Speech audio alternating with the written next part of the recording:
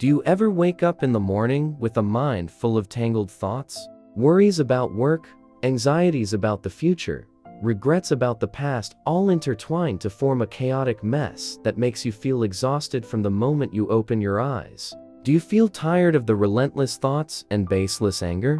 What if I told you that you could find calm in just a few minutes each day, without having to escape life, without having to abandon your responsibilities? The answer lies in a place you might not expect in the ancient philosophy of the Stoics. People who lived over 2,000 years ago but understood the pain of modern humans better than any contemporary psychology book. Marcus Aurelius, one of the greatest emperors of Rome, once wrote in his journal, "You have power over your mind, not outside events. Realize this, and you will find strength." In the next 10 minutes, we will not just talk about philosophy. We will practice 7 simple yet powerful mental exercises together, inspired by Stoic wisdom, so you can reclaim your own inner peace. This is not empty theory. This is a practical toolset you can apply today, right now, where you are sitting. Have a piece of paper and a pen ready, or simply an open mind. Let us begin this transformative journey.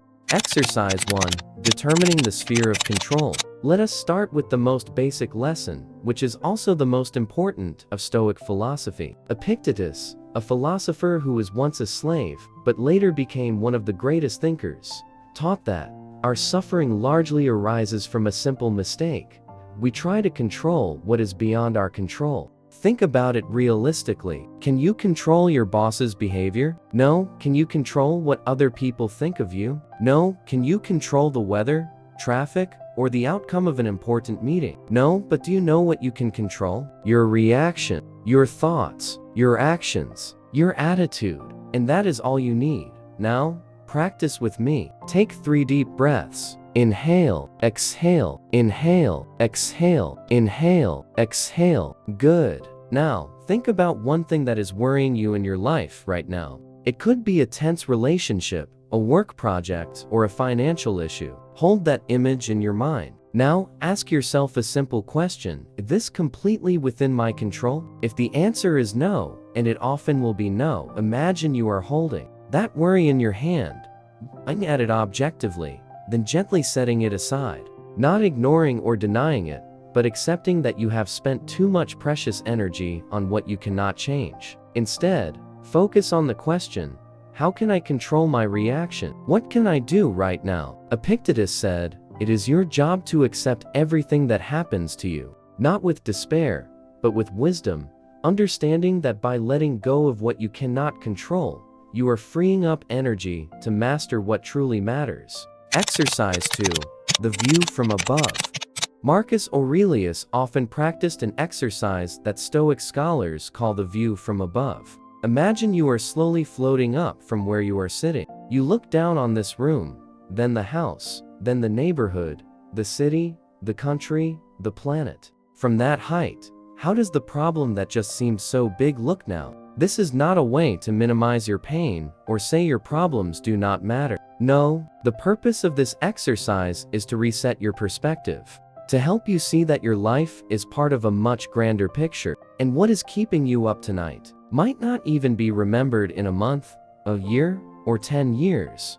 Practice it now. Close your eyes if you feel comfortable. Visualize yourself looking down from above, as if you were a god, looking down on your own life. See yourself sitting there, with all your worries, desires, and fears. But also see the millions of other people around, each with their own story, their own pain, their own hope.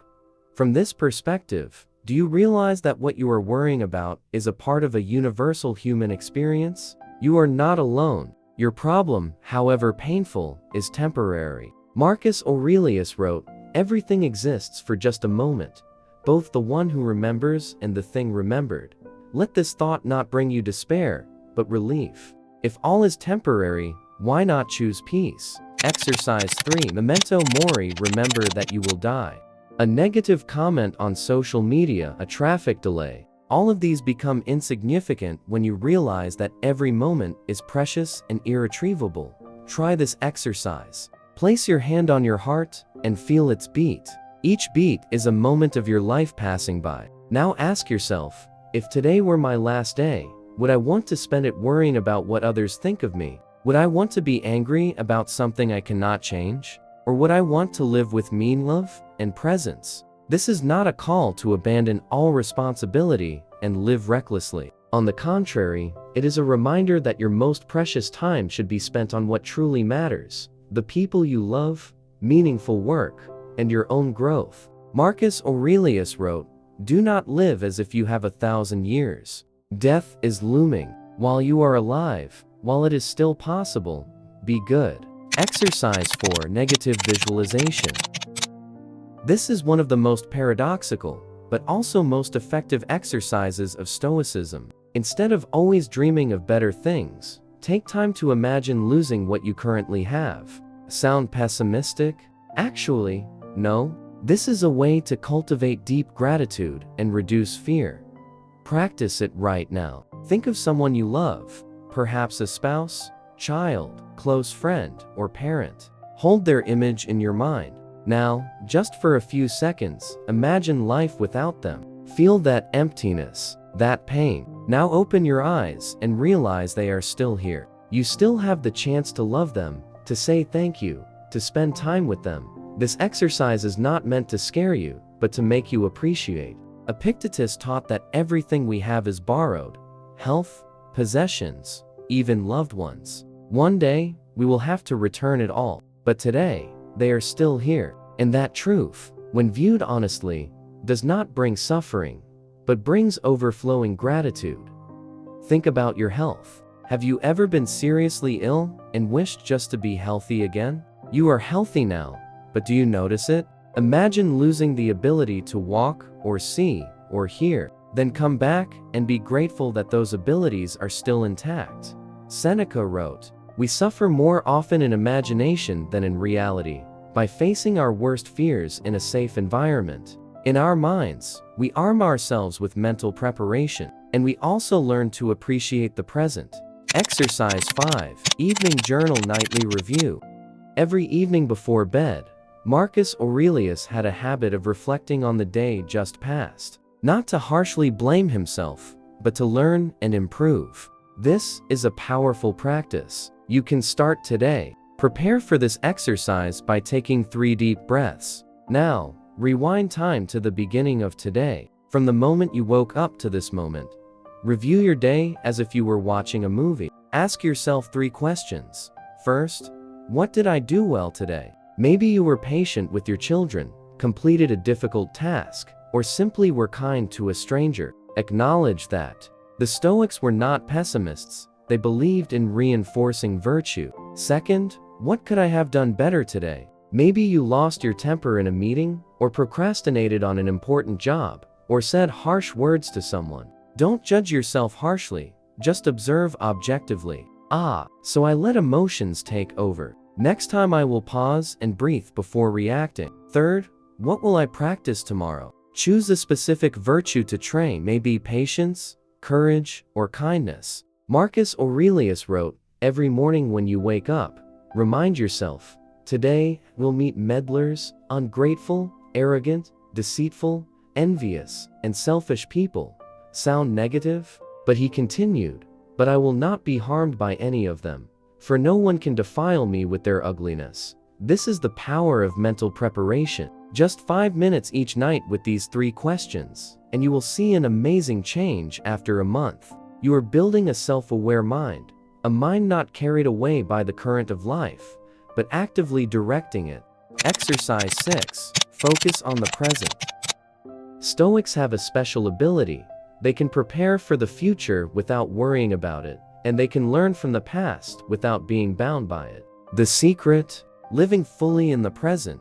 Where are you right now? Not geographically, but mentally. Is your mind truly here in this moment? Or is it wandering to tomorrow's meeting, last week's argument, next month's to-do list? Practice this grounding exercise. Look around where you are. Find 5 things you can see. Name them in your mind. Now, 4 things you can touch. Feel their texture. 3 sounds you can hear. Really? Listen. 2 scents you can smell. And 1 thing you can taste. This is the 5-4-3-2-1 technique, a powerful grounding tool. But the Stoics practiced the same thing over 2,000 years ago. Marcus Aurelius wrote, "Erase the impression. Stop being pulled like a puppet.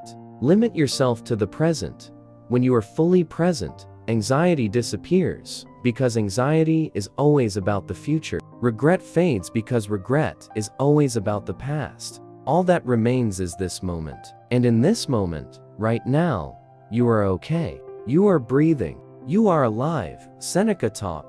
Yes, seize the day. In this way, you will be less dependent on tomorrow if you grasp today. Every time your mind starts to wander to the past or future, gently bring it back. Your breath is always here, in the present, like an anchor. Exercise 7.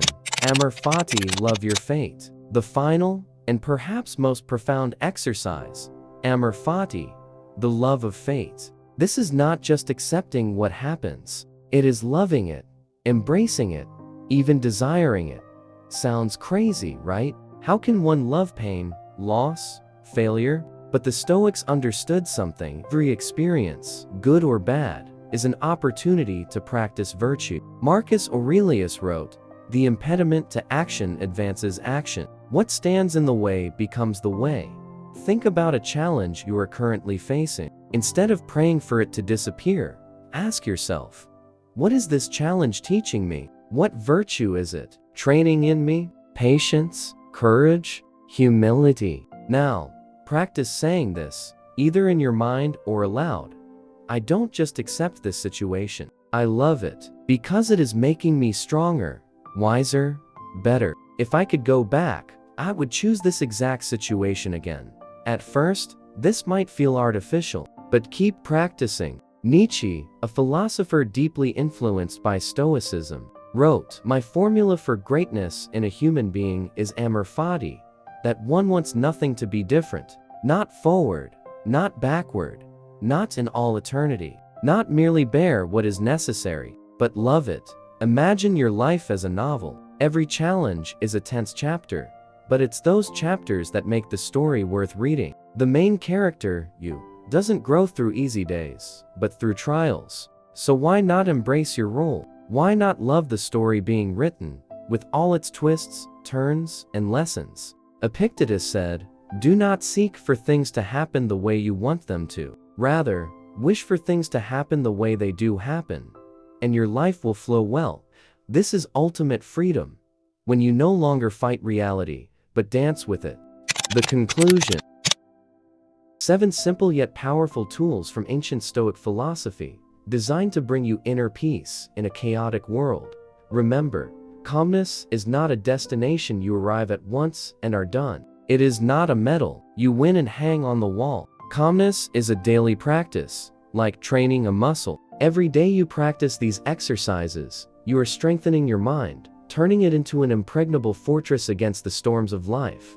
You do not need to practice all 7 exercises every day. Start with 1 or 2 that resonate most with you. Maybe today, you need the Dichotomy of Control exercise to handle a stressful situation at work.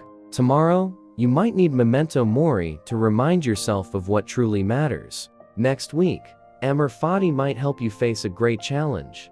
Marcus Aurelius, the most powerful man in the world at that time, faced war, plague, betrayal, and personal loss. But every night, he sat down and wrote his thoughts, not for publication, but to remind himself how to live rightly. Those notes, which we call Meditations, became one of the greatest philosophical works of all time. You too can begin your own journey. You can create change, not through changing the external world, over which you have very little control, but through mastering the internal world. As Epictetus taught, first clean out your mind. Why would you want to decorate a house that is about to collapse? So where will you begin? Which of the 7 exercises today impressed you the most? Which exercise do you feel you need most right now? Share in the comments below. I want to know your journey, the challenges you are facing, and how Stoic philosophy is helping you navigate them.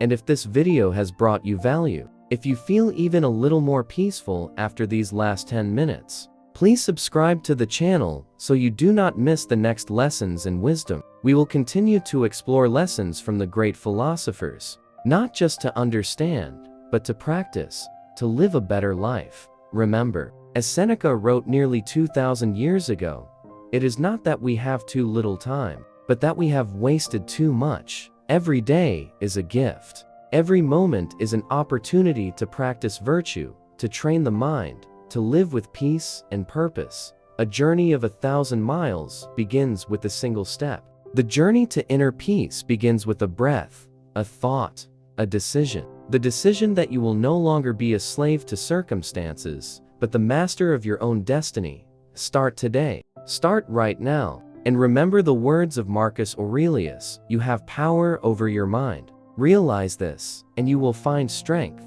Thank you for spending time with me today. See you in the next video. Until then, live wisely, live courageously, and live with peace.